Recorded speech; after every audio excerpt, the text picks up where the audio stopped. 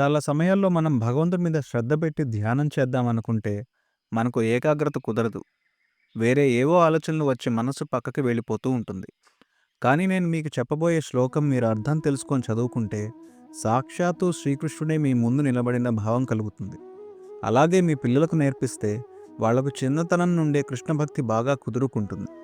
కస్తూరి తిలకం లలాటఫలకే వక్షస్థలే కౌస్తుభం నాసాగ్రే నవమౌక్తికం కరతలే వేణుం కరే కంకణం సర్వాంగే హరిచందనం చకలయం కంఠే చ ముక్తావళి గోపస్త్రీ పరివేష్టితో విజయతే గోపాల చూడామణి. ఇక్కడ శ్రీకృష్ణుని రూపం గురించి ఎంత అందంగా వర్ణించారో చూడండి. ఆయన నుదుటిని చూస్తే కస్తూరి తిలకాన్ని ధరించి ఉన్నాడు. గుండెల మీద చూస్తే కౌస్తుభమణి వెలిగిపోతూ ఉంది. ఆయనది అసలే చాలా అందమైన ముక్కు. దానిపైన ఒక చక్కటి ముత్యాన్ని బులాకీగా అలంకరించుకున్నాడు.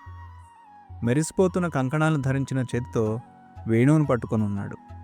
స్వామి ఒంటి నిండా చల్లని చందనం అలది ఉంది. మెడలో చక్కటి ముత్యాల హారాన్ని ధరించి ఉన్నాడు. ఆయన్ని గోపికలు చుట్టుముట్టి ఉన్నారు. అటువంటి గోపాల చూడామణి అయిన శ్రీకృష్ణుడికి విజయం కలుగ్గాక. ఎక్కడ విజయం కలగాలి? మన మనస్సులో ఆయనకు విజయం కలగాలి. అంటే ఆయన మన మనస్సులో స్థిరంగా ఉండుగాక అని దీని అర్థం.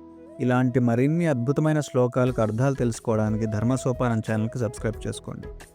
ఈ వీడియో మీకు నచ్చితే ఒక లైక్ చేసి జై శ్రీకృష్ణ అని కామెంట్లో తెలుపండి. స్వస్తి.